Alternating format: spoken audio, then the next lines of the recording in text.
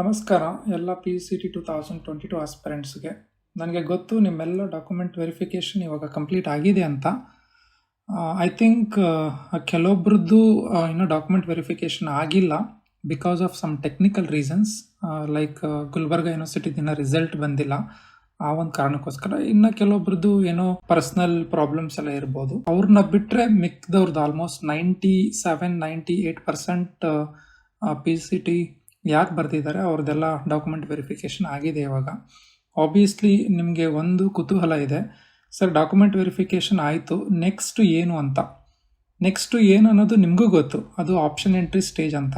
ಆದರೆ ಆ ಆಪ್ಷನ್ ಎಂಟ್ರಿನ ಯಾವುದೇ ಮಿಸ್ಟೇಕ್ ಇಲ್ಲದೆ ಸಕ್ಸಸ್ಫುಲ್ ಆಗಿ ಹೇಗೆ ಕಂಪ್ಲೀಟ್ ಮಾಡೋದು ಅನ್ನೋದಿದೆಯಲ್ಲ, ಅದೇ ಒಂದು ಬಿಗ್ ಟಾಸ್ಕ್. ಗೈಸ್, ನೀವು ಏನು ವರಿ ಮಾಡೋ ಅವಶ್ಯಕತೆ ಇಲ್ಲ. ಜಸ್ಟ್ ಈ ಒಂದು ಸ್ಮಾಲ್ ವಿಡಿಯೋನ ನೀವು ಒಂದ್ಸರಿ ನೋಡಿ, ನಿಮಗೆ ಕ್ಲಿಯರ್ ಆಗಿ ಅರ್ಥ ಆಗುತ್ತೆ ಸ್ಟೆಪ್ ಬೈ ಸ್ಟೆಪ್ ಯಾವ ಥರ ಆಪ್ಷನ್ ಎಂಟ್ರಿ ಮಾಡೋದು ಅನ್ನೋದು. ಈಗ ತುಂಬ ಜನಕ್ಕೆ ಗೊತ್ತಿಲ್ಲ ಸರ್ ಆಪ್ಷನ್ ಎಂಟ್ರಿ ಅಂದರೆ ಏನು ಅಂತ.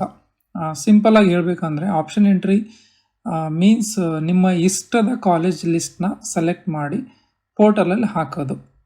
ಬಟ್ ಅದು ಏನು ಹೇಗೆ ಅನ್ನೋದನ್ನು ಐ ವಿಲ್ ಶೋ ಯು, ನಿಮಗೆ ತೋರಿಸ್ಕೊಡ್ತೀನಿ ಇಲ್ಲೇ ಹೇಗೆ ಮಾಡಬೇಕು ಏನಂತ.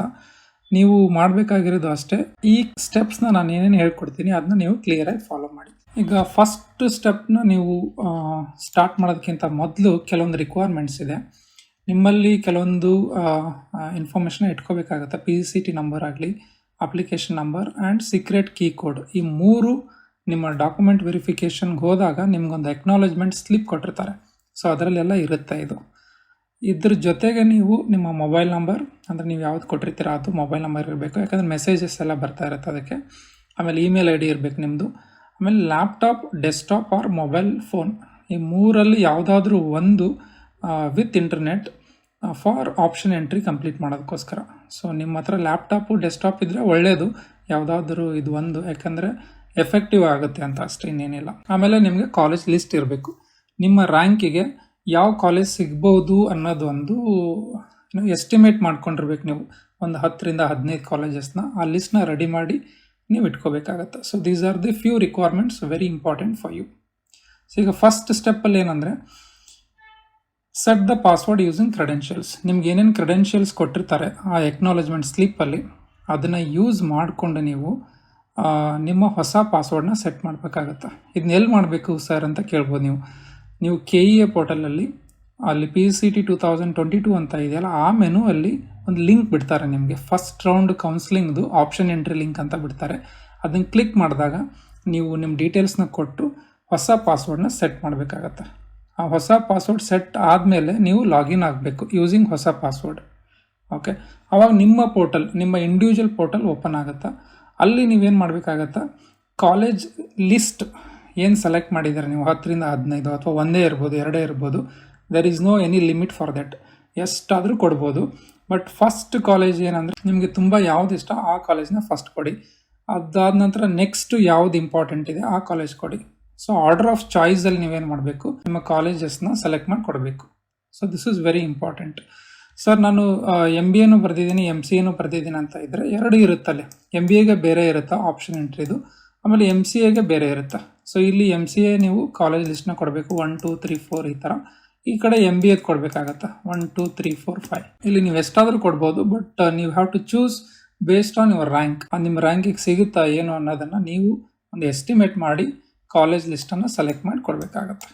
ಇದಾದ ನಂತರ ಏನಂದರೆ ಆ್ಯಸ್ ಪರ್ ಶೆಡ್ಯೂಲ್, ಒಂದು ಫಸ್ಟ್ ರೌಂಡ್ ಆಫ್ ಕೌನ್ಸಿಲಿಂಗ್ಗೆ ಒಂದು ಶೆಡ್ಯೂಲ್ ಬಿಡ್ತಾರೆ. ಆ ಶೆಡ್ಯೂಲಲ್ಲಿ ಆಪ್ಷನ್ ಎಂಟ್ರಿ ಕಂಪ್ಲೀಟ್ ಆದಮೇಲೆ ಒಂದು ಮಾಕ್ ರಿಸಲ್ಟ್ ಅಂತ ಬಿಡ್ತಾರೆ. ಓಕೆ, ಸೊ ಮಾಕ್ ರಿಸಲ್ಟ್ ಅಂದರೆ ಇನ್ನು ಫೈನಲ್ ಅಲಾಟ್ಮೆಂಟ್ ಅಲ್ಲ ಅದು ಕಾಲೇಜು, ಅದಕ್ಕಿಂತ ಬಿಫೋರ್ ಒಂದು ಅಲಾಟ್ಮೆಂಟ್. ಸೊ ಅಲ್ಲಿ ನಿಮಗೆ ಒಂದು ಕಾಲೇಜ್ ಈಗ 10 ಕೊಟ್ಟಿದ್ದೀರಾ ಅಂದರೆ ಒಂದು ಕಾಲೇಜ್ ನಿಮಗೆ ಸೆಲೆಕ್ಟ್ ಆಗಿ ಅಲಾಟ್ ಆಗಿರುತ್ತೆ. ಓಕೆ, ಸೊ ಇದನ್ನು ನೀವು ಏನು ಮಾಡ್ಬೋದು, ಜಸ್ಟ್ ವೆರಿಫೈ ಮಾಡ್ಬೋದು ಕೊಟ್ಟಿರೋ ಕಾಲೇಜಸ್ ಬಂದಿದೆಯಾ, ಅಥವಾ ನೀವೇನಾದರೂ ಆರ್ಡರ್ನ ಚೇಂಜ್ ಮಾಡಬೇಕಾ. ಫಾರ್ ಎಕ್ಸಾಂಪಲ್ ಇಲ್ಲಿ 1, 2, 3 ಅಂತ 3 ಕಾಲೇಜ್ ಕೊಟ್ಟಿರ್ತೀರಾ, ಇದು ನೀವೇನಾದರೂ ಉಲ್ಟಾ ಪಲ್ಟಾ ಮಾಡಬೇಕಾ, ಇಲ್ಲಿ ಫಸ್ಟ್ ಸೆಕೆಂಡ್ ಕಾಲೇಜ್ ಕೊಡ್ತೀರಾ, ಆಮೇಲೆ ಫಸ್ಟ್ ಕಾಲೇಜ್ ಕೊಡ್ತೀರಾ, ಥರ್ಡ್ ಕಾಲೇಜ್ ಕೊಡಬೇಕು, ಈ ಥರ ಏನಾದರೂ ನೀವು ಮಾಡಿಫಿಕೇಷನ್ ಮಾಡಬೇಕಿತ್ತಂದರೆ ಅದನ್ನು ಮಾಡ್ಬೋದು. ಅದಾದ ನಂತರ ನಿಮಗೆ ಫೈನಲ್ ರಿಸಲ್ಟ್ ಬರುತ್ತೆ. ಫೈನಲ್ ರಿಸಲ್ಟ್ ಅಂದರೆ ನಿಮ್ಮದು ಆ್ಯಕ್ಚುಯಲ್ ಕಾಲೇಜ್ ಅಲಾಟ್ ಆಗೋದು. ಸೊ ಅದು that is what we call PGCET result. ಅಂದರೆ ಆಪ್ಷನ್ ಎಂಟ್ರಿ ಮಾಡಿರೋದು ಒಂದು ರಿಸಲ್ಟ್ಸ್ ಬರುತ್ತೆ ನಿಮ್ಗೆ ಫಸ್ಟ್ ರೌಂಡ್ ಆಫ್ ಕೌನ್ಸಲಿಂಗ್ದು. ಓಕೆ, ಸೊ ಇಲ್ಲಿ ನೀವೇನು ಮಾಡಬೇಕು, ಒಂದು ಚಾಯ್ಸ್ ಮಾಡಬೇಕು. So there will be 4 choices. So ನಿಮಗೆ ಫೈನಲ್ ಕಾಲೇಜ್ ಅಲಾಟ್ ಆದಮೇಲೆ ನೀವು ನಿಮ್ಮ ಚಾಯ್ಸ್ನ ಎಕ್ಸಸೈಸ್ ಮಾಡಬೇಕಾಗತ್ತೆ. ಸೊ ಅಲ್ಲಿ 4 ಚಾಯ್ಸಸ್ ಇದೆ. ಅದು ಏನಂತ ನಾನು ನಿಮ್ಗೆ ಕ್ಲಿಯರ್ ಆಗಿ ಹೇಳ್ಕೊಡ್ತೀನಿ, don't worry. So seat allotment choice ಹೇಗಿರುತ್ತೆ, ಫಸ್ಟ್ ಚಾಯ್ಸ್ ಏನಂದರೆ ಸ್ಯಾಟಿಸ್ಫೈಡ್ ವಿತ್ ಸೀಟ್ ಅಲಾಟ್ಮೆಂಟ್. ಈಗ ನನಗೆ ಫಸ್ಟ್ ರೌಂಡಲ್ಲಿ ಏನು ಕಾಲೇಜ್ ಅಲಾಟ್ ಆಗಿದೆ ಆ ಕಾಲೇಜು ನನಗೆ ಇಷ್ಟ ಆಗಿದೆ ಅಂತ ನಿಮ್ಗೇನಾದರೂ ಅನಿಸಿದ್ರೆ ನೀವು ಚಾಯ್ಸ್ 1 ಚೂಸ್ ಮಾಡಬೇಕು.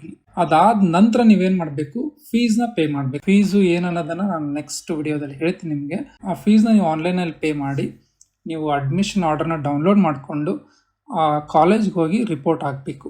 ರಿಪೋರ್ಟ್ ಆದ ನಂತರ ಮತ್ತೆ ವಾಪಸ್ ಬಂದು, ಅಂದರೆ ಸೇಮ್ ಲಾಗಿನ್ ಕ್ರೆಡೆನ್ಷಿಯಲ್ಸ್ನ ಯೂಸ್ ಮಾಡಿ ನೀವು ಲಾಗಿನ್ ಆಗಿ ನಿಮ್ಮ ಪೋರ್ಟಲ್ಗೆ ನೀವು ಇನ್ಫಾರ್ಮ್ ಮಾಡಬೇಕು KE ಅವ್ರಿಗೆ, ನಾನು ಆ ಕಾಲೇಜ್ಗೆ ಹೋಗಿ ರಿಪೋರ್ಟ್ ಆಗಿದ್ದೀನಿ ಅಂತ. ಇದು ಫಸ್ಟ್ ಚಾಯ್ಸ್.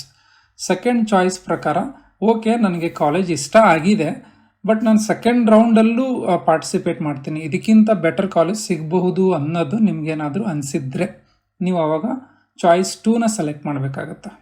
ಸೊ ಅದಾದ ನಂತರ ಏನು ಮಾಡಬೇಕು, ನೀವು ಫೀಸ್ ಪೇ ಮಾಡಲೇಬೇಕು. ಇಲ್ಲಿ you have to pay the fees first, ಆಮೇಲೆ ಸೆಕೆಂಡ್ ರೌಂಡಲ್ಲಿ ನೀವು ಪಾರ್ಟಿಸಿಪೇಟ್ ಮಾಡಬೇಕು.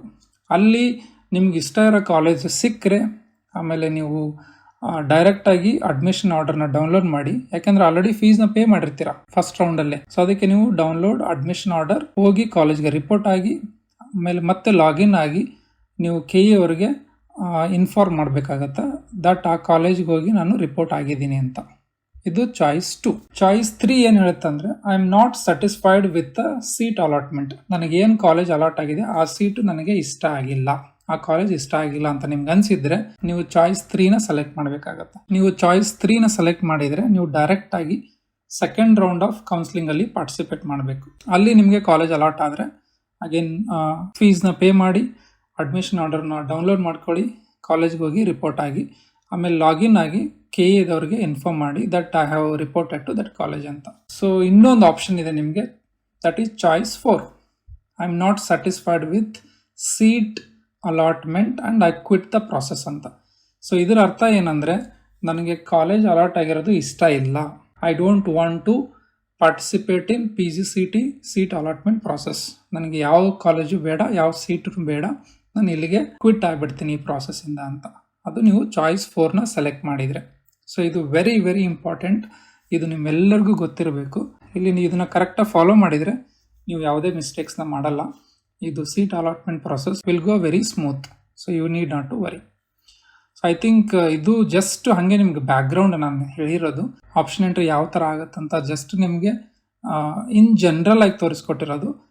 ಬಟ್ ಅದು ಆಪ್ಷನ್ ಎಂಟ್ರಿ ಬಿಟ್ಟಾಗ ನಿಮಗೆ ಲೈವ್ ಆಗಿ ನಾನು ತೋರಿಸ್ಕೊಡ್ತೀನಿ, ಲಾಗಿನ್ ಆಗಿ ಯಾವ ಥರ ಕಾಲೇಜ್ನ ಚೂಸ್ ಮಾಡಬೇಕು, ಆಮೇಲೆ ಯಾವ ಥರ ಈ ಚಾಯ್ಸಸ್ನ ಎಕ್ಸಸೈಸ್ ಮಾಡಬೇಕು ಅಂತ.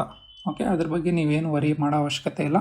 ಬಟ್ ಇದೆಲ್ಲ ವೆರಿ ಸೀರಿಯಸ್ ಆಗಿ ತೊಗೊಳ್ಳಿ, ಯಾಕಂದರೆ ಒಂದು ಮಿಸ್ಟೇಕ್ ಆದರೂ ನಿಮ್ಮ ಕಾಲೇಜು ಮಿಸ್ ಆಗುತ್ತೆ. ಸೊ ಅಂಥ ಪರಿಸ್ಥಿತಿ ಎಲ್ಲ ಬರುತ್ತೆ. ಓಕೆ, ಸೊ ಐ ಹೋಪ್ ನಿಮಗೆ ಆಪ್ಷನ್ ಎಂಟ್ರಿ ಯಾವ ಥರ ಮಾಡಬೇಕು ಅನ್ನೋದು ಅಟ್ಲೀಸ್ಟ್ ಒಂದು 80 to 90% ಗೊತ್ತಾಗಿದೆ ಅಂತ ಅನ್ಕೋತೀನಿ. ಇದಕ್ಕೆ ರಿಲೇಟೆಡ್ ಇರೋಂಥ ಕ್ವಶನ್ಸ್ ಇನ್ನೂ ಏನಾದರೂ ಇದ್ದರೆ ನಿಮಗೆ ಅದನ್ನು ಕಮೆಂಟ್ ಬಾಕ್ಸಲ್ಲಿ ಹಾಕಿ ನಾನು ಆನ್ಸರ್ ಮಾಡ್ತೀನಿ. So I thank all of you for watching this video till the end and I wish you all the very best. Have a good time. Thank you.